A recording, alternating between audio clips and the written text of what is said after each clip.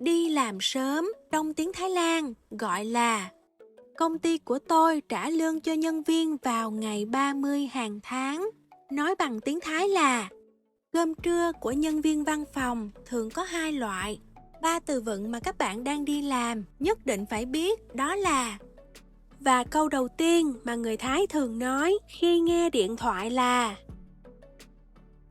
từ vựng tiếng Thái, chủ đề nhân viên văn phòng. Nhân viên trong tiếng Thái gọi là Hanakngan. Và từ vựng văn phòng trong tiếng Thái gọi là office. Ví dụ như, nếu bạn muốn nói văn phòng của tôi ở tầng 10 có 200 nhân viên, thì trong tiếng Thái nói là office ของผม อยู่ชั้น 10 มีพนักงาน 200 คนครับ Nhân viên văn phòng nên có kỹ năng giao tiếp tốt. พนักงานออฟฟิศควรมีทักษะการสื่อสารที่ดี Tiếp theo, làm việc trong tiếng Thái gọi là ทำงาน và đồng nghiệp tiếng Thái gọi là เพื่อนร่วมงาน Các bạn nhớ lưu ý là ร่วม được quy định đọc bằng thanh thô, không đọc là ร่วม mà phải đọc là ร่วม Tôi làm việc ở Bangkok. ฉันทำงานที่กรุงเทพค่ะ Anh ấy rất ít khi đi ăn bên ngoài cùng đồng nghiệp. เขาไม่ค่อยออกไปกินข้าวกับเพื่อนร่วมงาน Từ vựng tiếp theo là cơm trưa. Trong tiếng Thái, cơm trưa có 2 cách nói, đó là อาหารกลางวัน hoặc là ข้าวกลางวัน Klang là ở giữa, Wan là ngày, A hãn là thức ăn, Khao nghĩa là cơm. Hôm nay tôi sẽ ăn cơm trưa với đồng nghiệp. วันนี้ฉันจะกินข้าวกลางวันกับเพื่อนร่วมงาน Cơm trưa của nhân viên văn phòng thường có 2 loại, đó là pinto và khao klong. Pinto là cơm hộp tự làm, thường có nhiều ngăn, đựng trong hộp bằng kim loại hoặc hộp nhựa. Còn khao klong là cơm hộp được bán ở ngoài quán, thức ăn thường được đựng trong hộp xốp màu trắng hoặc hộp nhựa. เขาซื้อข้าวกล่องจากร้านสะดวกซื้อทุกเช้า Anh ấy mua cơm hộp từ cửa hàng tiện lợi vào mỗi sáng. เธอชอบพกปิ่นโตไปทานอาหารกลางวัน เพราะมันประหยัดค่าใช้จ่าย Cô ấy thích đem theo cơm hộp tự làm để ăn trưa, vì điều đó tiết kiệm chi phí chi tiêu. ร้านสะดวกซื้อ nghĩa là cửa hàng tiện lợi. ประหยัด nghĩa là tiết kiệm. ประหยัดเวลา nghĩa là tiết kiệm thời gian. ประหยัดเงิน là tiết kiệm tiền. ค่า là giá cả. ใช้ là sử dụng. จ่าย là trả tiền, chi tiêu. Vì vậy, ประหยัดค่าใช้จ่าย có nghĩa là tiết kiệm chi phí, chi tiêu. Tiếp theo, sếp hoặc là ông chủ, bà chủ, tiếng Thái gọi là เจ้านาย Từ này dùng được cho cả nam và nữ. เจ้านายของฉันเป็นคนใจดี có nghĩa là sếp tôi là một người tốt bụng. Lưu ý, trong tiếng Thái, ใจดี có nghĩa là tốt bụng. Nhưng mà đi chay thì có nghĩa là vui mừng. Ví dụ nha, เขาดีใจที่ได้ทำงานกับเจ้านายที่ใจดี Anh ấy rất vui vì được làm việc với một người sếp tốt bụng. Tiếp theo, mặc dùลูก nghĩa là con cái và น้อง nghĩa là em, nhưng ลูกน้อง là từ dùng để gọi người có chức vụ thấp hơn เจ้านาย và nó có rất nhiều cách dịch trong tiếng Việt. Ví dụ như ลูกน้อง làm việc cho những người dữ tợn, thì vị trí ลูกน้อง được dịch là thuộc hạ, tay chân của đại ca. ลูกน้อง làm việc cho cấp trên là cảnh sát thì vị trí luộc nón dịch là cảnh sát cấp dưới. Còn trong môi trường văn phòng, luộc nón được dịch là nhân viên cấp dưới. Ví dụ như ฉันมีลูกน้อง5 คน có nghĩa là tôi có 5 nhân viên cấp dưới. Từ vựng tiếp theo là công ty. Trong tiếng Thái, công ty gọi là boriษัท, đọc nhanh là boriษัท, và đơn vị dùng để chỉ số lượng. Loại từ Laksana nam của boriษัทđó là hàng. Ví dụ như ông ấy là chủ của 3 công ty lớn. เขาเป็นเจ้านายของบริษัทใหญ่3 แห่ง Tôi làm việc tại công ty này. ฉันทำงานที่บริษัทแห่งนี้ค่ะ Công ty của tôi làm về dịch vụ may mặc. บริษัทของฉันทำงานเกี่ยวกับบริการตัดเย็บเสื้อผ้า. Tiếp theo là 2 từ vựng mà các bạn nên biết khi đi làm. Đó là đi làm sớm và đi làm muộn. Trong tiếng Thái Lan, đi làm sớm gọi là ไปทำงานเช้า và đi làm muộn, đi làm trễ gọi là ไปทำงานสาย. Đa số những bạn mới học tiếng Thái đều hiểu nghĩa của từ เช้า nghĩa là buổi sáng. Tuy nhiên, ไปทำงานเช้า thì không có nghĩa là đi làm vào buổi sáng, mà nó có nghĩa là đi làm sớm. Nếu bạn cần nói cụm từ đi làm vào buổi sáng thì phải dùng cụm từ ไปทำงานตอนเช้า.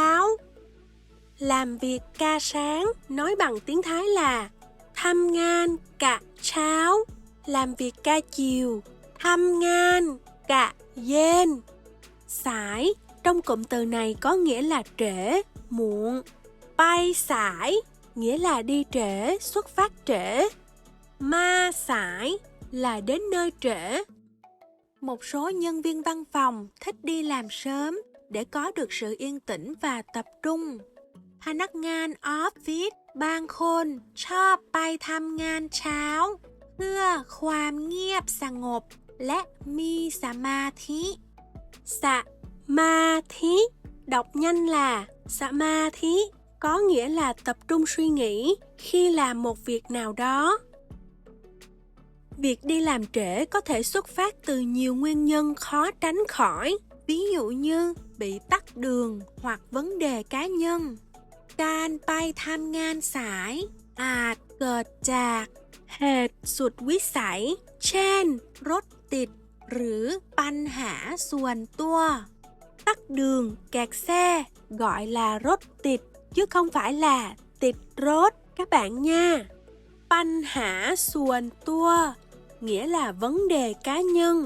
Các bạn nhớ lưu ý là chữ sải trong tiếng Thái có rất nhiều nghĩa.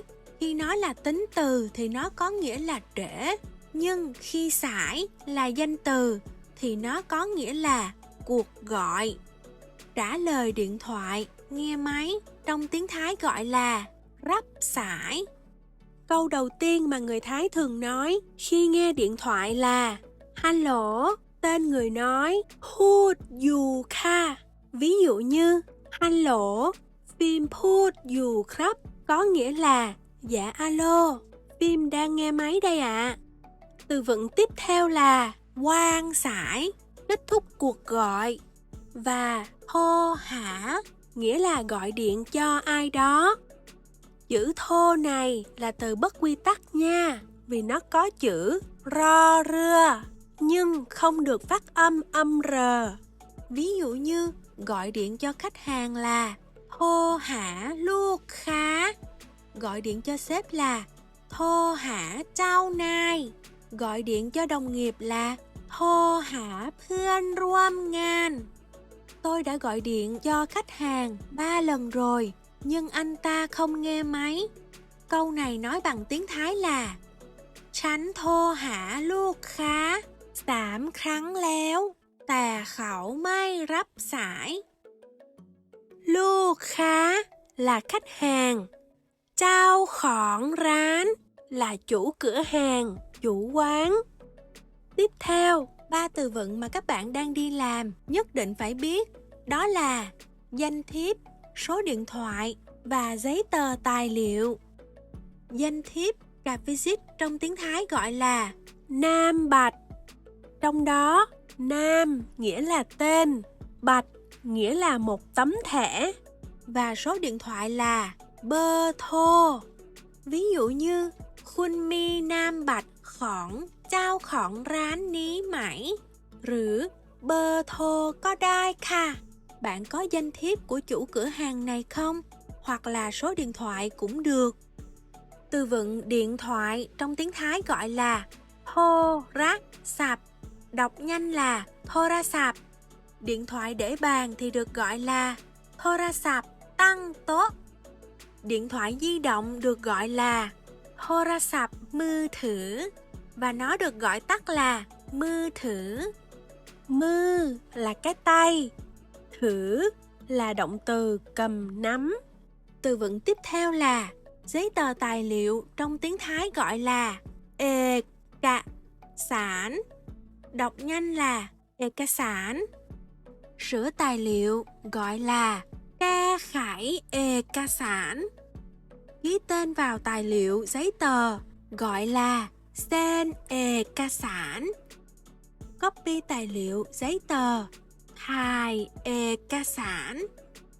Gửi tài liệuส่ง เอกสาร ฉันต้องส่ง เอกสาร ให้เจ้านาย ก่อนบ่ายหนึ่ง Tôi phải gửi giấy tờ tài liệu cho sếp trước 1 giờ trưa.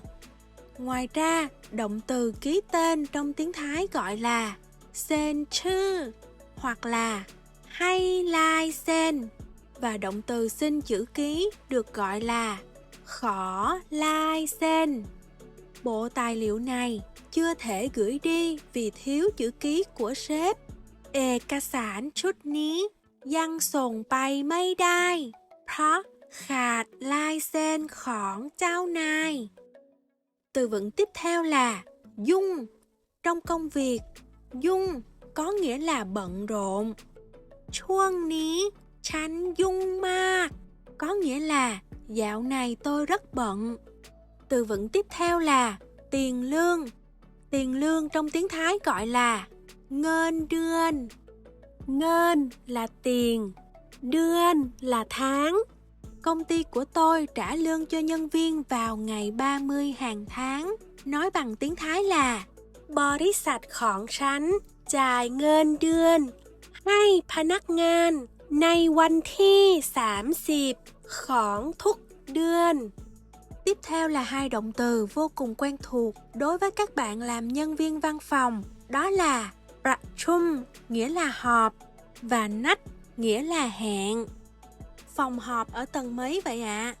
ห้องประชุมอยู่ชั้นไหนคะ? Anh ấy có hẹn với khách hàng vào lúc 3 giờ trưa. เขามีนัดกับลูกค้าตอนบ่าย3.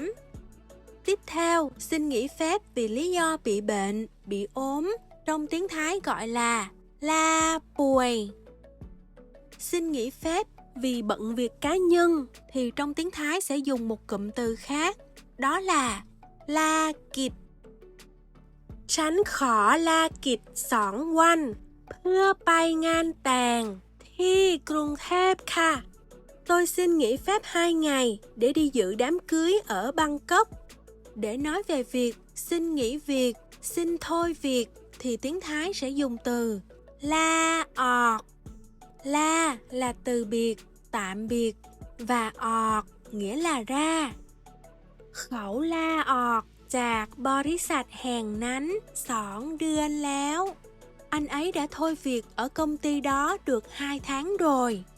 Nếu bạn thấy bài học này bổ ích thì nhớ nhấn like và đăng ký kênh Thỏ Học Tiếng Thái nha. Hẹn gặp lại bạn ở bài học tiếp theo.